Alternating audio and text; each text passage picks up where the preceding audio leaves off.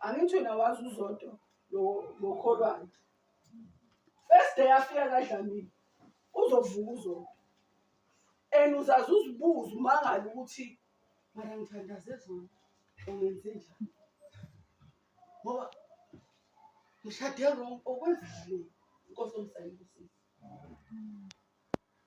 Ngiyo bathandekayo le gender lengapha. Ngathi ngabe ngiyo kakhulu isondela kakhulu uNkulunkulu Nkosi omsayibusisi. Mangabe vele biza ukuthi uhlala Nkosi omsayibusisi. Mangabe umshado ofuna uNkulunkulu. And once wakhona ukushada umshado ofuna uNkulunkulu uzawukhona ukubekezelela le gender engapha. Noma ngabe ayizange yakholwa seyizawukholwa through wena iyawuqala kholwa emshadweni njengoba thina siqala sithi ikhule ku Sunday school wena uzayibona ukuthi njengoba sishade manje ngo-2010 khona qala lemente khona ngoba lo muntu azangakhona lo imbuzi Nkosi omsayibusisi. Phela bathandekayo bakhona abantu abasha othi ubaba makathandaza akuhlehlela mfowethu.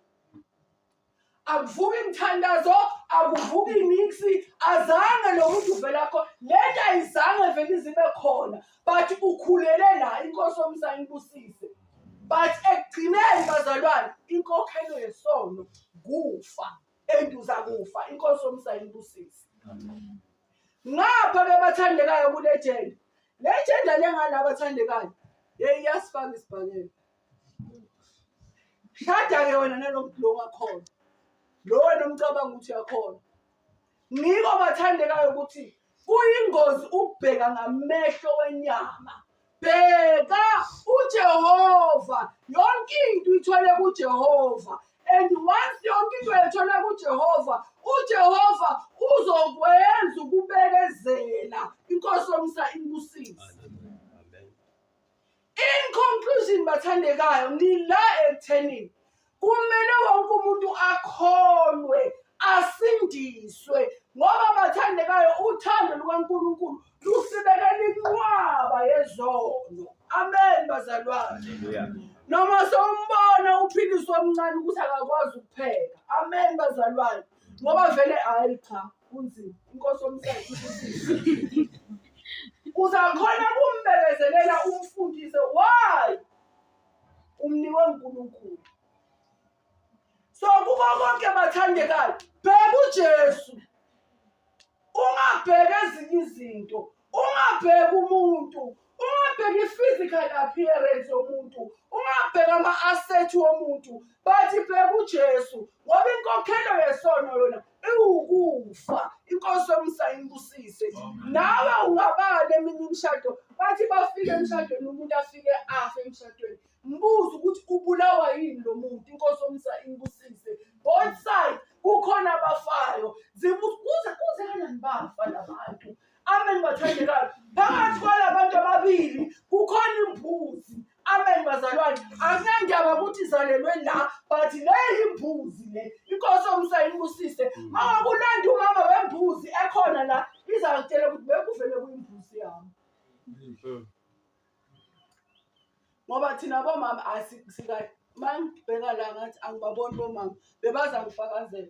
Bomama akhulu abona bobaba bahle baphandleka kancane. Athi mhlawumbe uyakhona khona. Mina nje sikubona nje eli nje. Kusa nje kuseni ukuthi angabona hayi. Does not make sure. Inkosi omsayibusisi. Nilaba thandekayo izwi lenkosi lithi ngokuba inkokhelo yesono yokufa. Kodwa kunesipho somusa esitholakala kuKristu Jesu Inkosi omsayibusisi.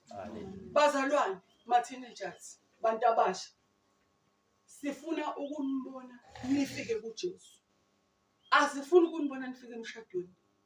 Umshado akusiye idestiny yenu. Nina kumele nibandla la kusasa Inkosi omsayibusisi. Ngaphandle kwenu alikho lebandla. Thina ngapha siyagula sinaboshukela sinayo yonke into siyafa. But nina uma inkoloni izayiphatha ngale ndlela eniphethe ngakhona leyo phinde ibe khona na in the Church of Jesus Christ.